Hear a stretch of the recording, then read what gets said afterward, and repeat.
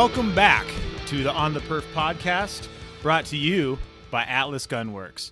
My name is Adam Riser. I'm here with my very good friend, Adam Maxwell, and we're going to answer a question from a buddy of ours today, Mr. Brian Prusi, local 3-gun shooter here in Salt Lake City. This is on its face, a very simple question that I have the feeling is going to spool into at least a 45-minute conversation. Because that's how Mr. Maxwell rolls. People disrespect this platform so much that, this would be like they would ask this question and expect a 2-sentence answer, and I would just, drop a fat man on them. So I have a rule for answering questions with people when they send me a text message, which is if it takes more than 3 texts from me to you, then it's a phone call. I'm not going to spend 5 hours sending text messages back and forth. Let's just get on the phone and hash it out. Or we can get on a podcast and hash it out, because that works too. Yeah, and then everybody can learn. I mean, that's pretty much the point of the thing, really. And the next time somebody asks us, we just be like, hey, go check out this podcast. Yeah. And then bring your follow-up questions. Yeah, exactly. And those will spool into more, because that's how this conversation is going to go. It is a dialogue between you guys and us guys, and we're going to try to make you better. And we're going to do some of that right now. All right, so Brian asks, I have one that I can't find any info on. Shotguns are getting red dots in open, PCSL, and modified. How do you zero the shotgun? Do you zero with slugs or bird? You shoot way more slugs or way more bird than slugs, but slugs always have higher penalties for misses. Also, what distances do you zero at? And then his follow-up question, which I love because Parma is its own beast. The 60 to 75-yard slug spinners at Parma kick my ass every year to the point that I've considered putting a 1-4 on the shotgun. And we will get to that, but I think we should kind of start with the basics. So I think the place to start...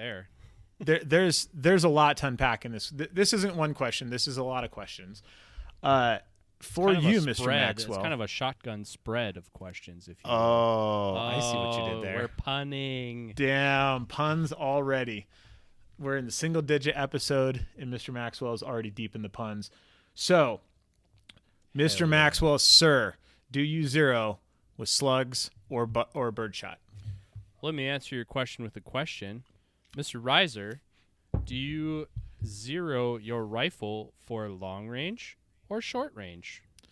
I love that we're both going to be the same on this, because I've heard the argument the other way and it makes no sense whatsoever.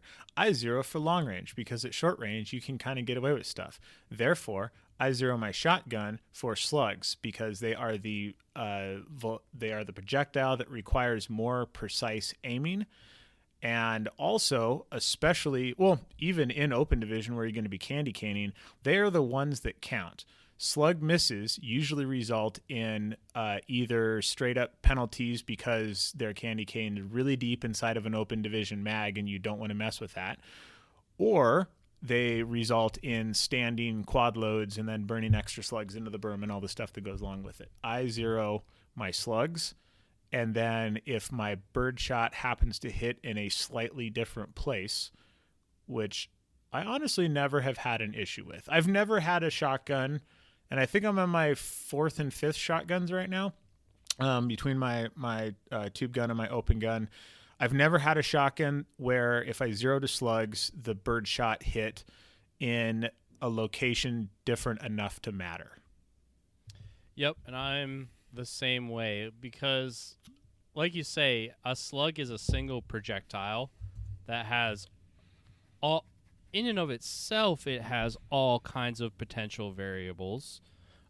It's some of the least consistent ammunition that we shoot, and by contrast, most of the birdshot stuff is fairly close, and you're shooting a pattern. Also, like Riser, I'd be hard-pressed to think of a time where it deviated an appreciable amount, where I was like, oh, this is a choice I have to make. I mean, most of the years we've been shooting shotguns, we were shooting iron sights on TAC Ops guns, you know, so I mean, mine had a a Dawson pistol sight dovetailed in the front, and it has an XS rear dovetailed in the back. That was that was the Ferrari setup when I bought it. It's pretty crude by today's standards. Kids these days have no idea how easy they have it. Yeah. So having a sight, a rear sight on your shotgun, that was a thing. So like being able to adjust it wasn't really a thing back in the Diz A. It was more like just kind of knowing where you should hold to have a high probability of that thing hitting that thing.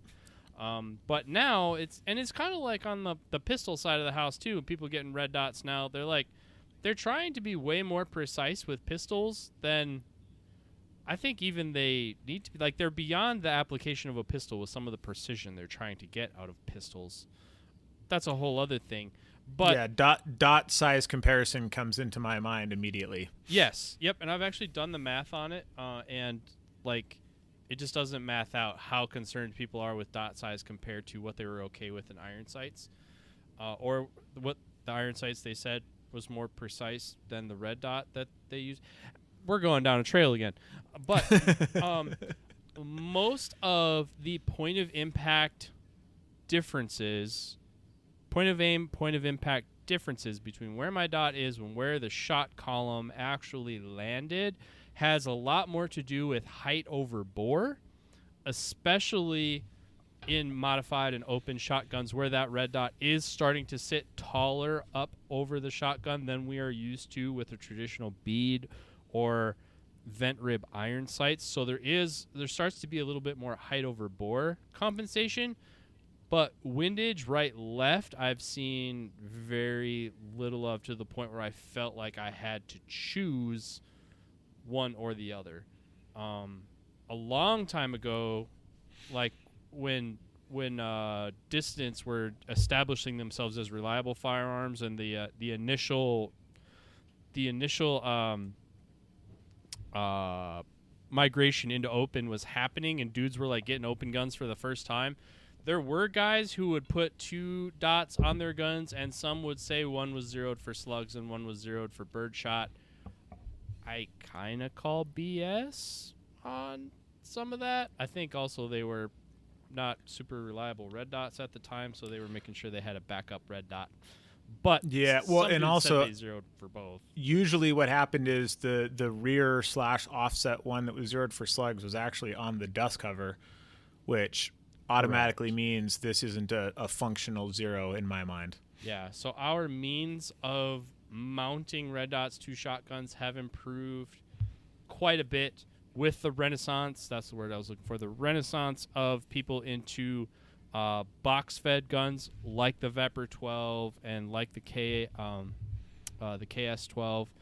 And then also, as modified has come on board, mounting them to conventional tube style shotguns, be it a Roth receiver or a Briley, I don't even know what they call it, but a red dot, a base that goes to a tapped.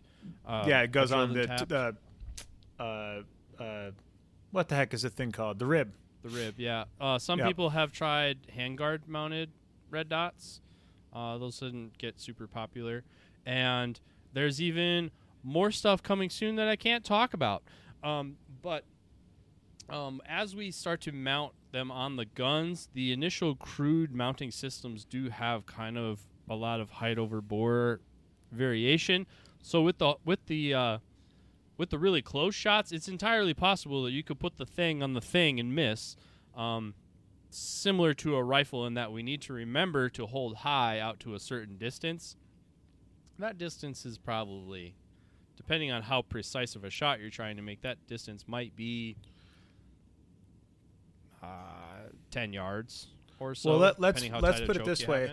In my first full season shooting open division with a dissident, I shot 3 walls at point blank range with a shotgun that I did not intend to shoot.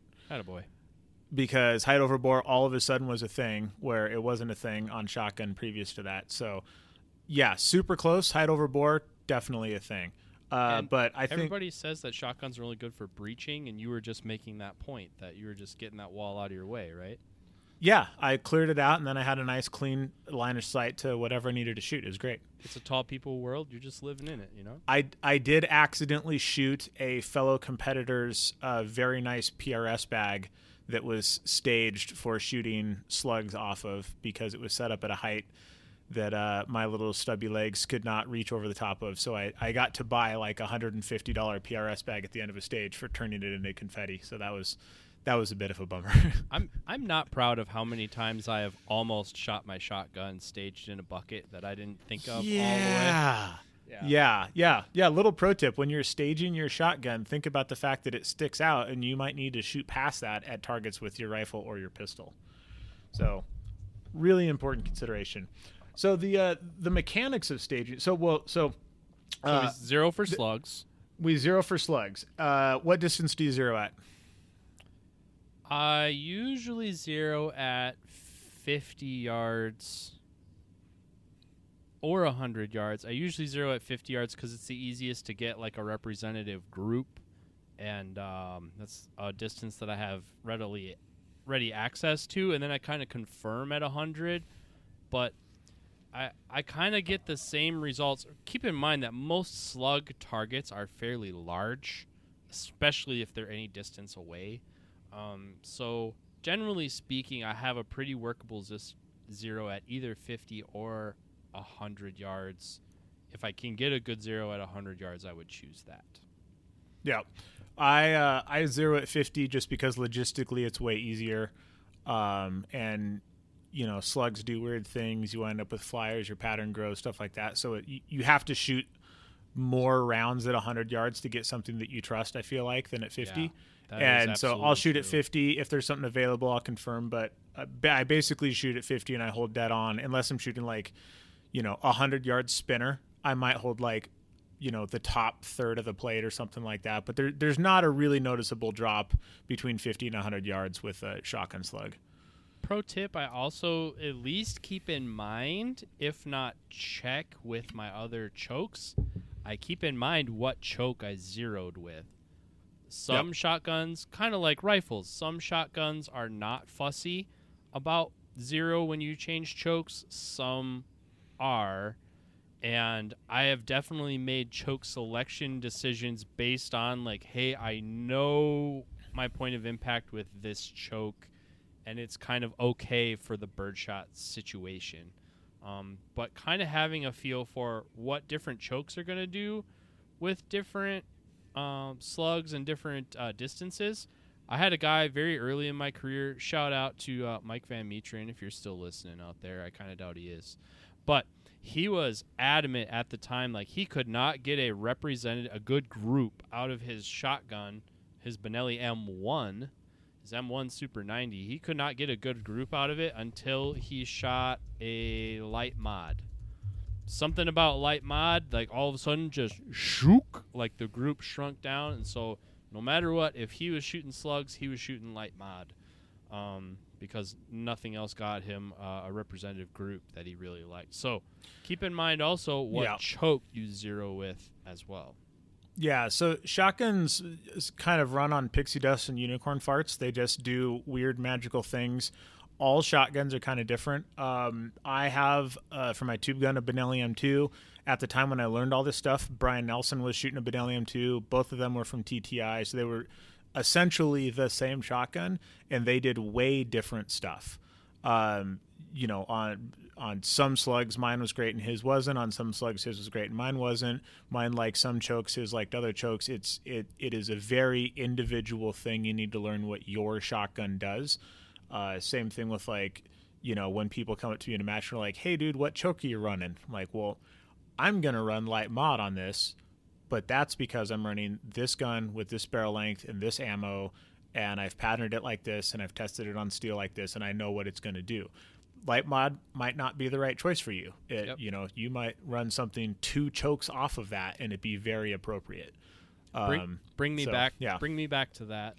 We'll have a whole thing. There are no 2 shotguns alike, especially like when I was working retail in the store. I sold a ton of M2 fields to people for shooting 3-gun, and I don't know that very many people had the same experience. Now, everyone's individual, right? So, like, their own doctrine around how they take care of and use their guns is different. But, like, also keep in mind that most of the shotguns we're using for this, aside from open shotguns and box-fed guns, anything in the tube-fed realm, it was designed as a hunting gun. And hunting guns get shot once, twice, maybe 3 times. They don't cycle as many shells as fast and get as hot as we expect them to on the regular. So it's kind of we are absolutely hot rodding these things, and sometimes you get a good one, sometimes you get a bad one. It's impossible to tell at the store as far as I'm aware.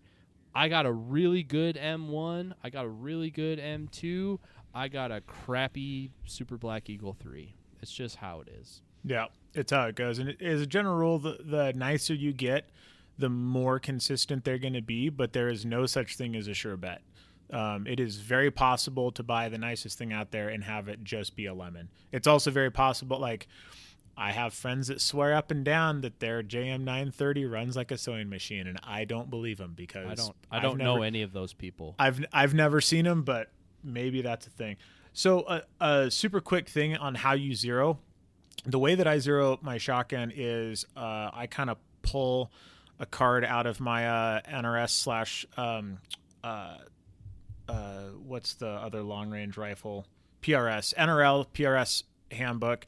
I put up a standing height tripod and I throw a sandbag on top of it, and I use that as a support to I basically zero the slugs offhand shooting from that, because generally speaking that's how I'm going to shoot, is usually offhand or braced off of something. And then after zeroing, as part of my initial shotgun setup process, whenever I buy a new shotgun, I go through a very extensive process to make sure that it does all of the things that I think it's going to do. And when it does weird stuff, I expect those to be happening. I'll zero the shotgun with slugs. Then I will shoot offhand at the same target to make sure that I'm not getting a impact shift based off of the shotgun touching something as opposed to just being supported freely in my hands.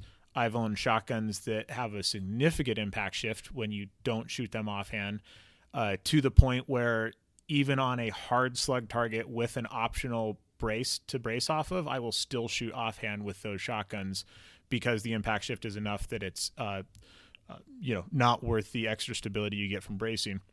Other shotguns, like my KL12, I can brace off of whatever and it doesn't care. Sandbags tend to play a little bit nicer with most shotguns when it comes to impact shifts and stuff. That's why I zero that way, and it's just a little bit easier. And I usually have something hanging out in my bag anyways because I'm an open shooter now, and that's how open shooters roll. Yeah, keep in mind, there is nothing free-floated about a tube gun. Yeah. Right? There is that barrel is absolutely connected to the magazine tube. It all flexes. It's all connected to the handguard. Yep, and it's so just you can one change nut your that impact holds shift it all together. Just by hanging on harder or looser on some guns. Yep, you can change your point of impact by how tight you tighten the magazine tube on some guns. Yeah.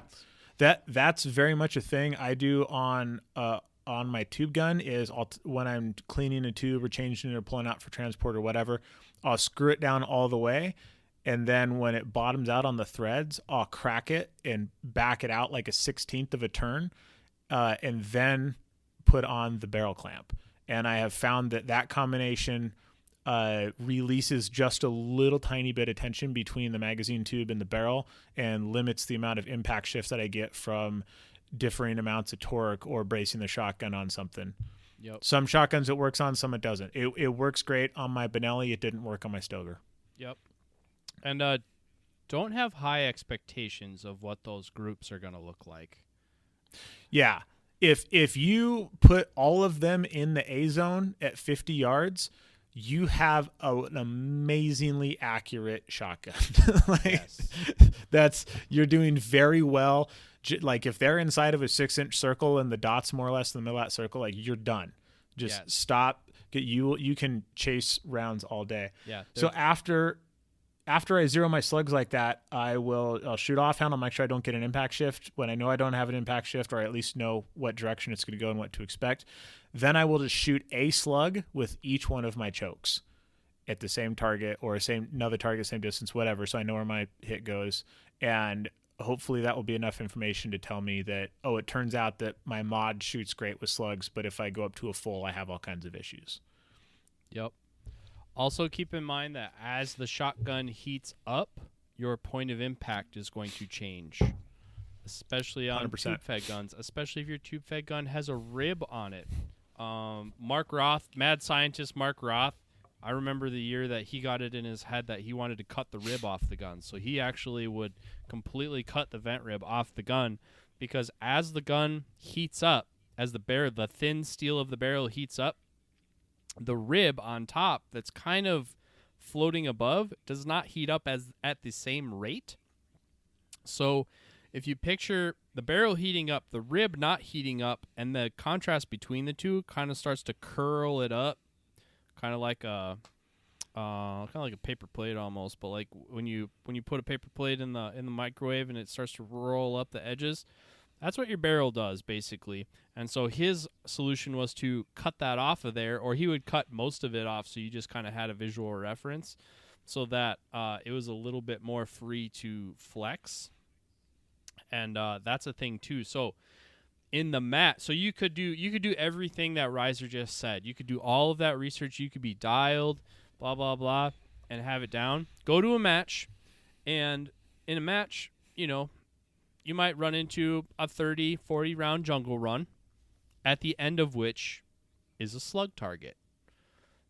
The point of impact of your slugs from when you started and the barrel was cold to when you got to the end of that jungle run probably is vastly different. So, sometimes measured in feet. Yes.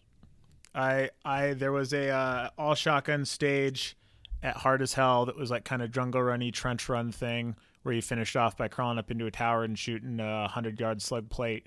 And I finally hit the slug plate holding the bottom of the stand. So I was probably 3 feet below the bottom edge of the slug plate when I finally impacted it after like a 42-yard shotgun run or something. Yep.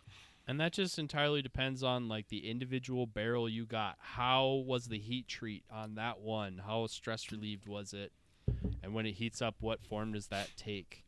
Also keep in mind, like, again, we've kind of alluded to this a little bit, but like these things are super inconsistent.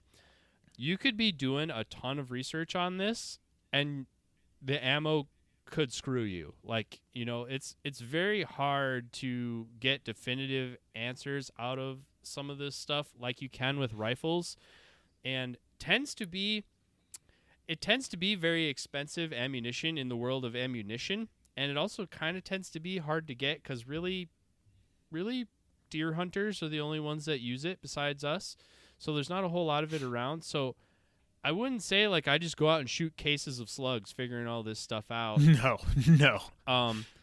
You kind of accrue it over time, but also if you have an eye toward, my point is, I guess, have an eye towards that. If you are such that like, okay, I have 3 cases of slugs and I'm going to figure this shit out, you might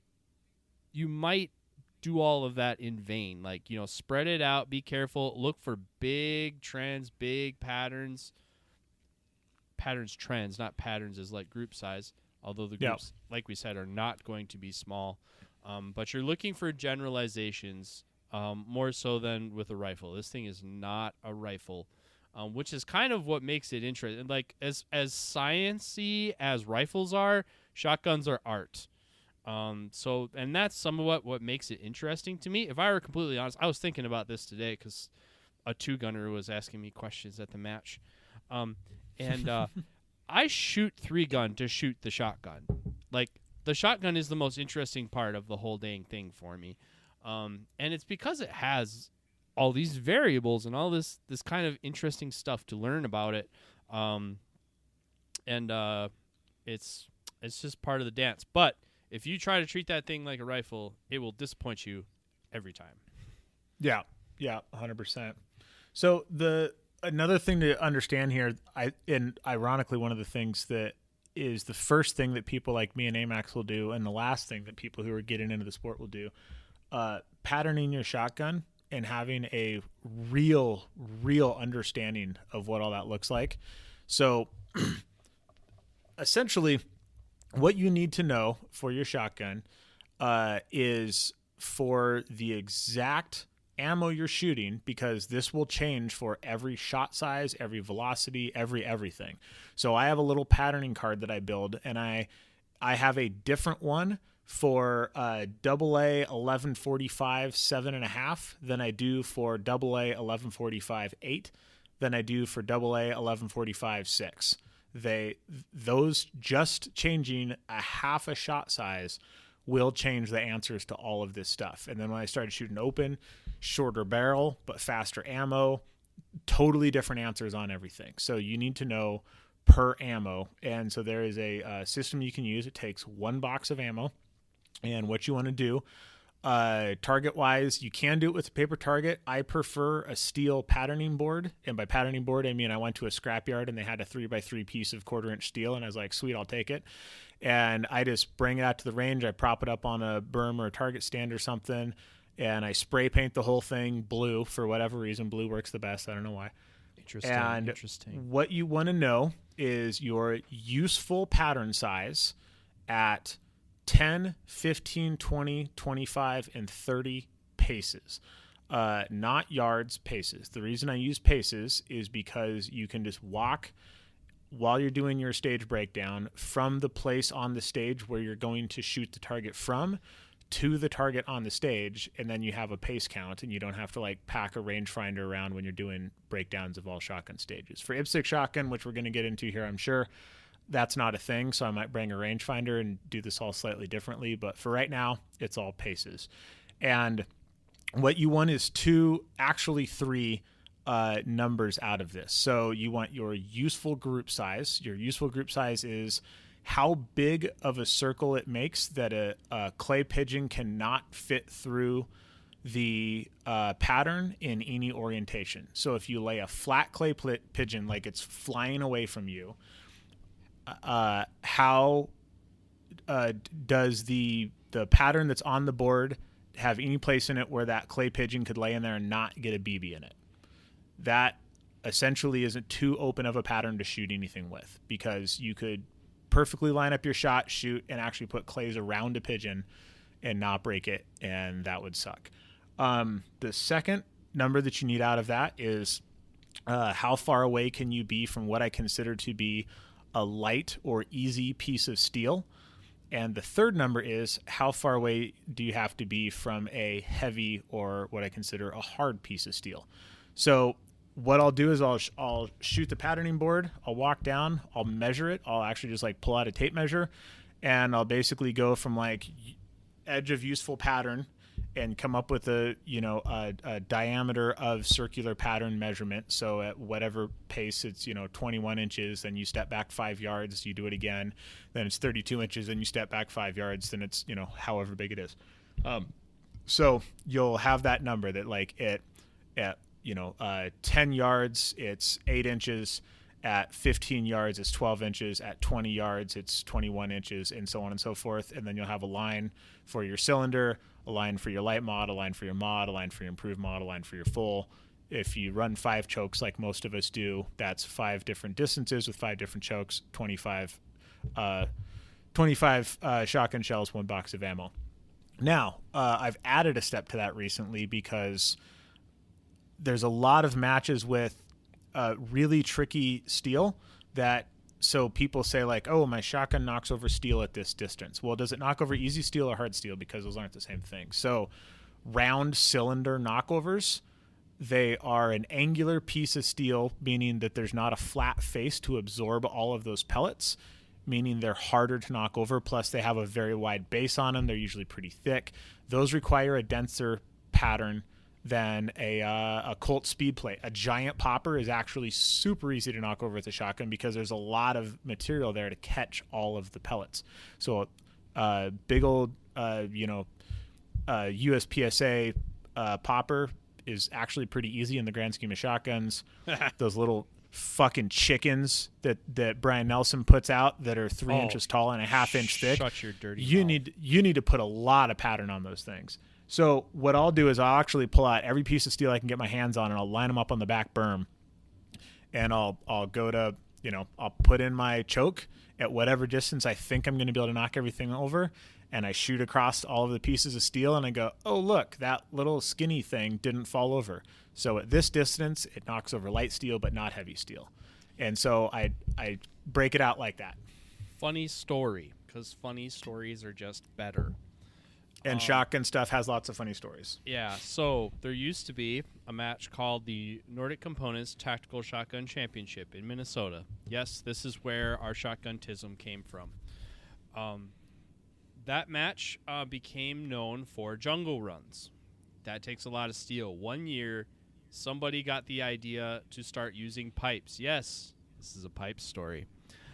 The pipe story, actually. So they got a bunch of, I believe it was Schedule 40 water pipe, which is about an eighth of an inch thick, maybe. Circular water pipe. They cut it in about 1 foot sections, and they put it on a pedestal. So it looks, when you're looking at it from a shooting area, it looks like a 4x10 flat piece of steel.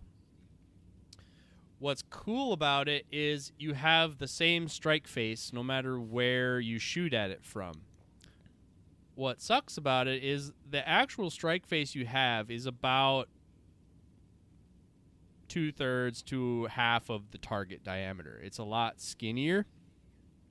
So the first year we put that thing out, that threw the people in charge of the match. I was young in my career at the time, so this was not my idea.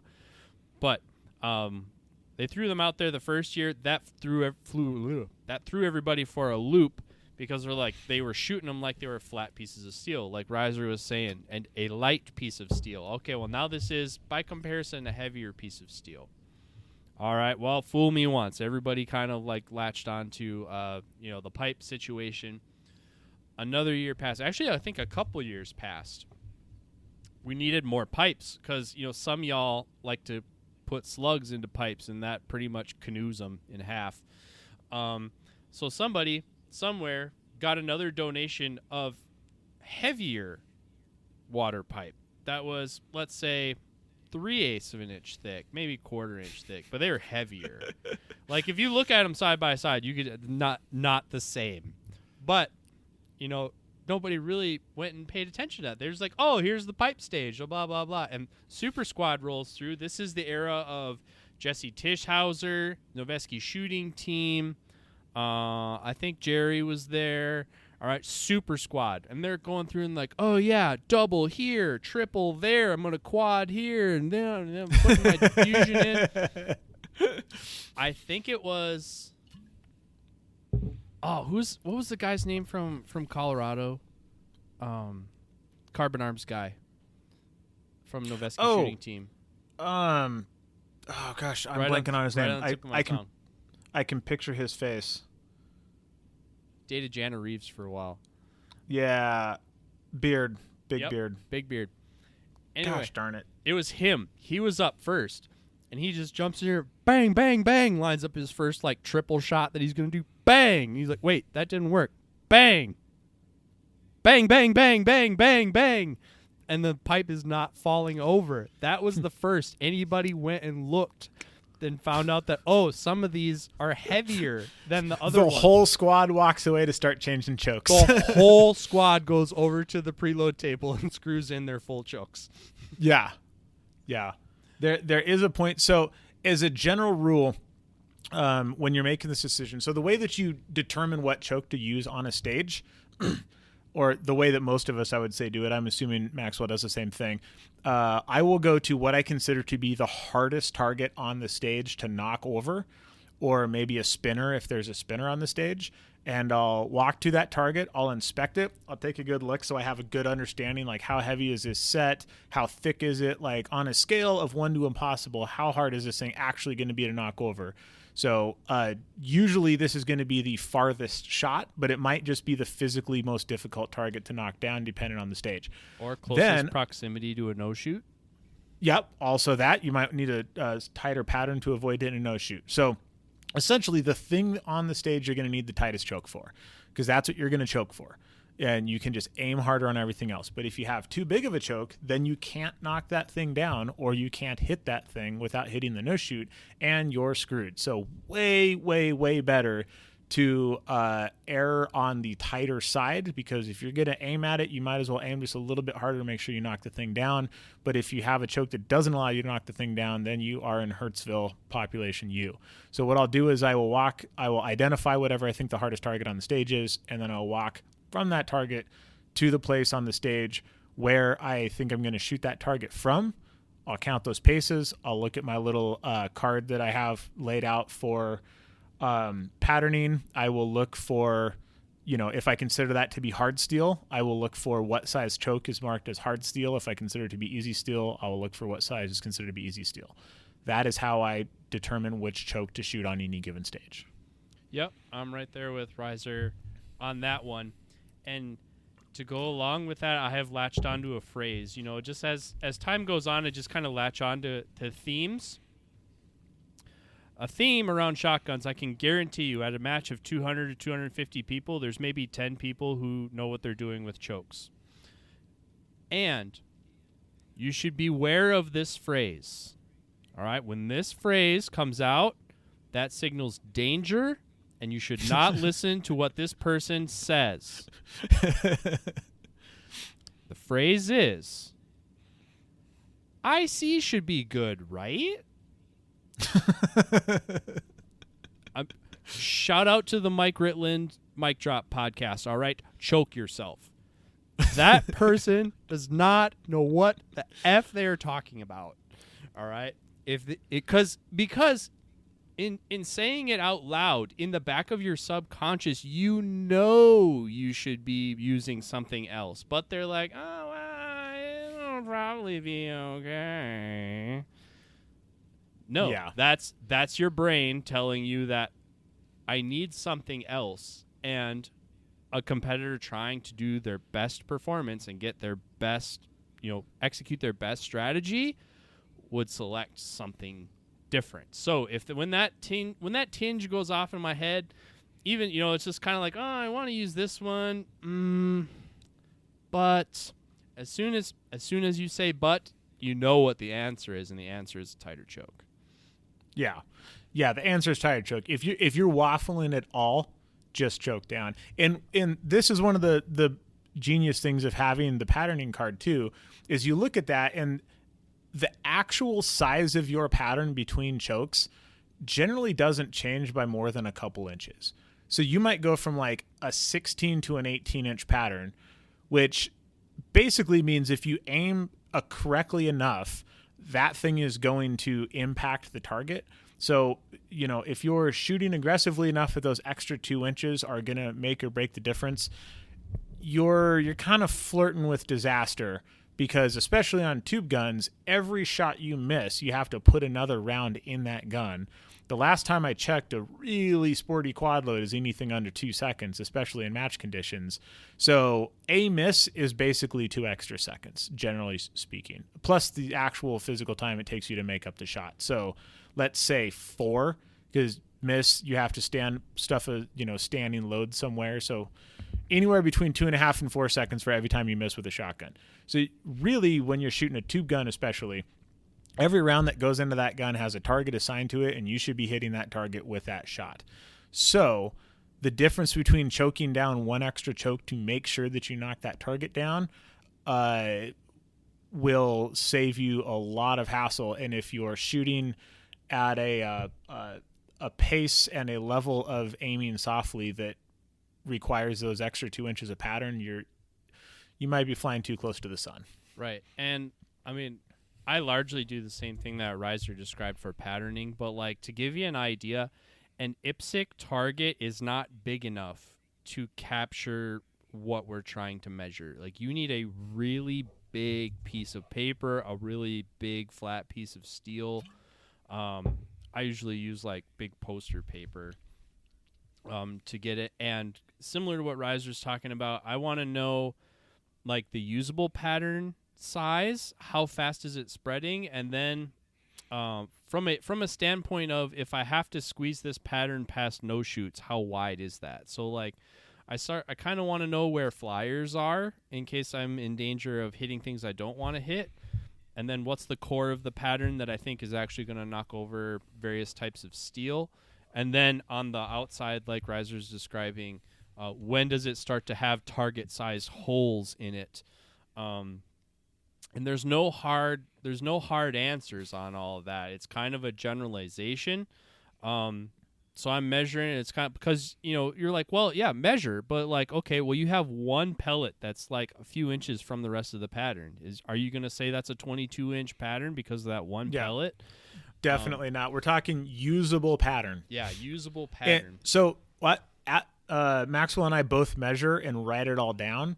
A lot of people, Brian Nelson, Daniel Horner, other very, very, very good 3-gun shooters, just have a roll on their phone of photos of the targets with this distance, this choke, and it's just a picture of the target. So they have a visual representation of what that looked like. I write it all down for logistical reasons. I like to just have a piece of paper in my pocket. It matches that I can just pull out and glance at really quick and not like scroll through my camera roll every time. Yeah. But however your brain works, you want a system that lets you know with every single, and this isn't a thing that you memorize. This is because you're going to shoot different ammo, different everything. This is a thing that you have a record of that you can check on. Right. Like what buckshot too. What I have is a note card taped on the inside of my choke tube box, kind of with some of these dimensions that you're talking about. Okay, max outside spread, usable pattern, distance that has holes in it, and like I said, this is art, not science. So I've used that card a lot when I'm like trying to make a decision, and I look at it, and I'm like, which one do I think I should? It drives that emotional decision, but that emotional decision is based on information that I gathered, not the temperature of the room of everybody on the squad, because everyone on the squad is going to say, "I see, it's going to be okay, right?" So, don't listen to those people, or they're going to be like, "Oh, definitely full. I need full on this." It's like, no, I don't. I've seen like 20 targets ever that I needed to use a full on. But I carry one. No. Our good buddy Ruben just shoots a full. I think he's at it. For IPSC style stuff, absolutely, yeah. Yeah, for IPSC, sure. For 3-gun, he just shoots a full. You need to go talk to that man and have an intervention. I'm not in the business of intervening with Ruben. if he's come to a decision like that, I don't think I'm going to talk him off that ledge. He's like, I did all this stuff, and you know what? I aim anyways, and I might as well just aim a little bit harder. Like, all right, good on you. Which again, it's right. like that. He's right. Like, unless you're trying to get will work or something like that. Full will work for everything. Yes, it will. If you don't want to do any of this, just screw a full choke in your shotgun and be done. Yeah. Personally, no. Sometimes the right application of choke, you can get 2 targets with 1 shot. Yep. Remember, this is a capacity restricted gun, so sometimes being ammo efficient is a thing. Or sometimes I will use more open chokes, because you could take horrible sight picture shots at clays that are a long way away. And if you know your chokes, you'd be like, even if the thing doesn't break, you're like, I'm pretty confident that thing has a pellet in it, no matter what. So I'm like, 20 yards away, I'm taking 1 shot at that, and whether it's still orange there or not, I'm leaving. More often than not, if you use the right choke and you know your information, son of a bee, there's a hole in it, So, really important consideration here too, and one of the reasons I don't run a full choke on everything is buckshot in many ways acts exactly contradictory to birdshot, especially flight control buck. Yeah. So what happens, buckshot is really designed to just leave a nice clean barrel and not be messed with on the way out. So what tighter chokes do is it actually smashes all of the pellets together in the wad on the way out the barrel, and they'll spread sooner. So in my real quick, dissident, think of a wad as a parachute. All right, as soon as the column leaves your barrel, it's a static line parachute. On D-Day, they jump out of the plane and pulls the ripcord. The choke is essentially determining. Well, so it flies out your barrel, and it has petals on it. When those petals spread, that is what breaks the wad away from the shot column, and it starts to spread. What your choke is doing is changing the timing of when those, or how fast those petals spread. So the faster the wad falls away from the shot column, the faster it's going to spread. That's why a diffusion spreads it so much. It spins the wad so that those petals spread faster. If by contrast we give it just a little bit of a squeeze at the muzzle before it flies, then that wad is going to stay with the shot column longer. What Riser's going to talk about now, he's talking about flight control. Flight control is a different type of wad. It is designed to hold the pellets together in a different way. But if you use more choke with flight control, because flight control was designed for law enforcement shotguns with cylinder borers, if you use a tight wad on a flight control load, you will essentially negate the flight control. You'll make the wad fall off, and the pellets will start to spread. Yeah. So I just ran to the gear room really quick to pull out my buckshot. So this is through my Dissident, which is the NNS. So I think is it a 12.5-inch barrel with the pin and welded comp? How many? I think that's what it is. How many ports do you have? 3. 3? Yeah. Yeah. It's 14 inches. 3. Okay. Anyway, so this is at 30 paces with flight control buck. With a cylinder choke, I have a 14-inch pattern. With a light mod, I have an 11-inch pattern. With a mod, I have a 9-inch pattern. Everything checks out. Tighter choke equals tighter pattern, right? Then, with an improved mod, I have a 12-inch pattern. And with extra full, I can't get all the pellets on an IPSC target. It just, everything goes everywhere. Yeah, so that wad fell away and the pellets are free to fly. Yep, exactly. So have a good understanding of that. And buckshot, again, is one of those really expensive to shoot things. So I basically only have buckshot. I will in the future, because we're doing IPSC shotgun stuff here coming up. I'm going to have a very full filled out buckshot chart. But right now I only have sizes for 30 paces, because generally speaking, what I want to know is what is the tightest group I can shoot with buckshot, because I'm just going to shoot that on whatever stage has some buckshot on it, because that's going to be the hard target just across the board. So that's kind of what I'm trying to figure out for 3-gun is like, there's buckshot. I want this to stay together as long as possible. What choke is going to do that for me? And that's kind of all I'm really trying to figure out for 3-gun. And I'm just going to shoot that choke on a 3-gun stage with buckshot on it. Yep. And buckshot is very rare for all those of you out there. In 3-gun world, 1, maybe 2 matches a year. I've gone entire years not shooting any buckshot. The buckshot I brought to High Desert this year, I labeled as purchased in 2014. That's how old it is. All right. So we don't shoot a lot of buckshot, but when there's buckshot in play, it cuts like a knife. And especially like this year is going to be a big IPSC shotgun year. Buckshot is a component of IPSC. So we're probably going to see more of it, especially in shotgun-specific events. But in 3-gun events, it is pretty rare because it's hard to score consistently. It's hard to present to shooters in a consistent fashion, score consistently. It's an expensive ammo to have, but just by bringing it into the match, you're making cost of admission higher. But sometimes it is fun, or sometimes they're trying to spice things up a little bit, so it's out there. I think in 3-gun, a lot of times, if they're using buckshot, you want double-aught buck. Yeah, I'd say so. In IPSC, they kind of talk about using like 4-buck and other very rare sizes of buckshot because you get more pellets, be them smaller, but it's a designated buckshot stage, so you have to use buckshot, but there's an advantage to having more pellets. In 3-gun, if they're incentivizing or requiring buckshot, they're essentially saying this target is hard to knock over, so you want to put some energy on it. Yeah, 100%. So if there's a spinner in play and they don't say you can't use buckshot, it might be worth it.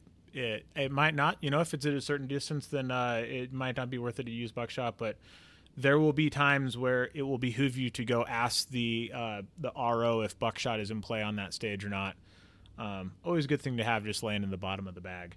So to answer Brian's last question here, he says 60 to 75 yard spinners at Parma kick his ass every year to the point where he's considering putting his old 1-4 LPVO on his shotgun. Brian, don't do that. Just don't, dude.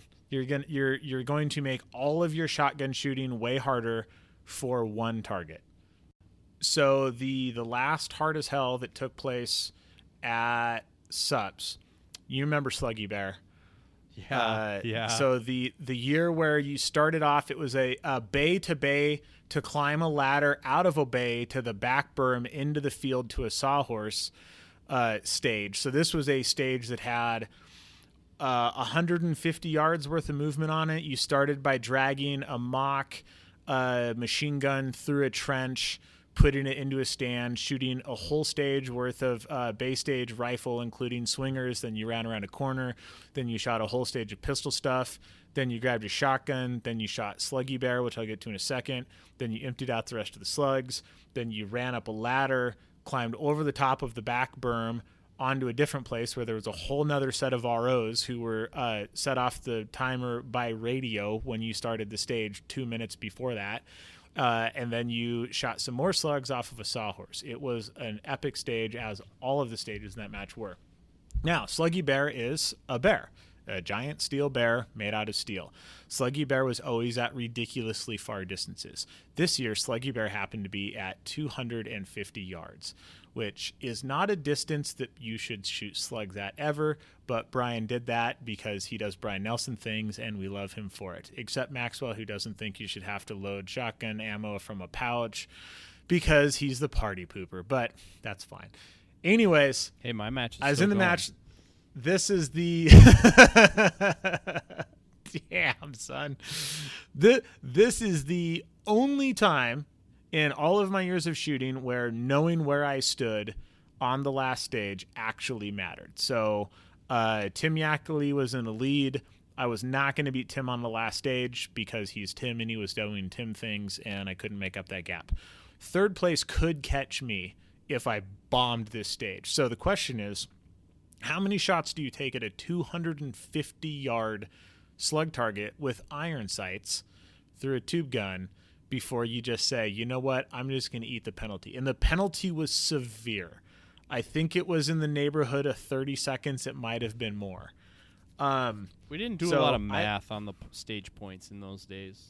Yeah, On the match director side, it was kind of like, there was 600 some points. outliers. And especially Brian was like, well, let's make it hurt. So it might have been like a whole minute penalty, but on like a 5-minute stage, right? So anyway, so I run up to this thing, and I'm like, all right, you can have your shotgun preloaded with whatever you want.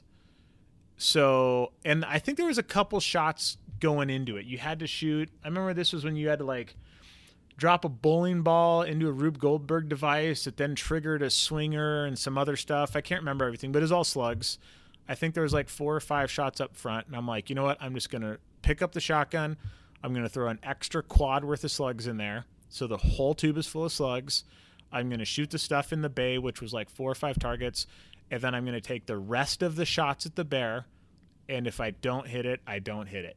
So I dump the bowling ball, I quad load, the Rube Goldberg goes off, some swingers come out, I shoot some stuff, I brace on the thing, and Tim had shot the stage, the squad before me, and he came up and he's like, hey, dude, I ended up, there's a black rock in a gully about 5 bears high. Just look for that thing and hold dead on. That's where I ended up holding. I'm like, dope, I'll take it. So anyways, I square up. Sure enough, giant-ass black rock in the gully, 5 bears high. I'm like, sweet. Hold up on that. Boom. And the ROs over the berm at the sawhorse are calling hits via radio that the RO is holding up to your ear while you shoot. So boom. And I'm just getting ready to press the trigger a second time because the flight time is freaking 4 seconds and then time for the sound to come back and everything else. and they yell hit through the radio from my very first shot. Now I have a full tube of freaking slugs in the shotgun and just like burn them into the back berm in the day. You know, this is back in the day when slugs were 70 cents a piece instead of $3 a piece. But the only thing I really remember shotgun related from those matches was the year that Brian vastly undersold the component of buckshot in the match. So everybody had some, nobody had enough. And when we got to the last stage, it was literally you were ready to go, and then the person before you, the rest of the squad was ripping the buckshot off their caddies, and we were stuffing it onto your caddies before you went because we had like the required amount, but we didn't have any extra. But to talk about a match other than Iron Man or Hard as Hell, my favorite contemporary story that I just thought of while Adam was telling that was the first year that I did multi-gun nationals. I wanted to put some Minnesota shotgun flavor back into the event. And so the long-standing rule, they might have written it in there, but the long-standing rule for Minnesota tactical shotgun was all the targets had to be able to be knocked over with an IC choke from a certain shotgun with a Remington Gun Club light number 8 load. And so that was, it doesn't necessarily mean it was advantageous to do it that way, but in theory, it could be done. And so I wanted to throw this really long bomb clay target. It would basically, I had them set the trap so that it threw it as high in the air as it would go for as long as it could. So it would float there forever, and then basically it would land 10 yards away from the shooter at their feet. So it would basically like go way up there, be way too, a long way away, looking like it was very hard, and basically begged to die. And the shooter's dilemma was, when were they going to try and shoot it, or were they going to wait for it to come all the way in and it would just be a chip shot? And I forget who it was. Somebody was really, really having an issue with this target, and they were doing the smart thing in that they were challenging it before they shot. So they're like, that's not a fair target. It's too far away, blah, blah, blah. It can't be, it's impossible. And I was like, all right, where do you want me to shoot it from? He's like, what do you mean? And I was like, pull. Launched it. I shot it as far away as I had it. I showed him there was an IC choke in my gun, in my 26-inch Benelli. I was like, all right, pull. Far away as it could be. Kadoosh! Broke the clay. All right, pull. I let it come all the way in. Broke it again. Launched another one. Waited till it was all the way at the top of the apex and just paused there. Broke it there too. I'm like, where in the flight do you want me to break it that it's impossible for you to get? Wow. Ah. I'm like, you have a magical day, sir. All right. Well, Maxwell has a hard out here in just a few minutes. I'm trying my best to be nice, but we'll say that this season here is a qualifier season if you're excited about shotgun for the 2026 IPSC Shotgun World Shoot in Greece. Should be a awesome time. And so if you want to make one of the teams for that match, you are pretty much required to shoot 3 of the 5 qualifiers. It's your best 3 that count, right? Yep, it's their best aggregate 3 of the 5 remaining. There was 1 last year, so you're a little late. But yep. Best 3 out of 6 of them, they're all posted on the USPSA website. Even if you're not interested in international shotgun shooting, it's going to be a cool year to be involved with shotguns because we got essentially 5 new match directors on board to throw these matches that essentially haven't existed yet. So it's been a while since there's been really a place to stretch your legs on some shotgun. And so the first one is coming up. Dissident Arms is doing one down in Texas, beginning of March. So clock is running on that one. There's also going to be one in Clinton House in South Carolina, Mill Creek near Kansas City. I'm doing one up in Forest Lake, Minnesota in August, and then the 5th one is going to be at Heartland Shooting Park in Nebraska. For all the information on all the World Shoot stuff, there is actually a homepage for that now. It is IPSC, IPSC-USA.com. If you have a serious interest in trying to make the World Shoot team, that is a website you should monitor frequently. Currently, all the stuff has actually formally been approved through USPSA. I know because I'm on the committee, both of them.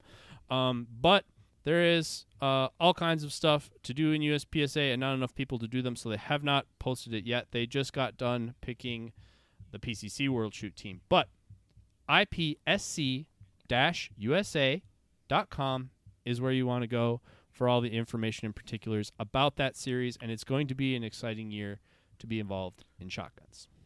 Yeah, I'm psyched enough that I'm going back to a tube gun because teams are 4 people, and I know all of the best open division shooters in the country, and I can count to 4, and my name's not on that list.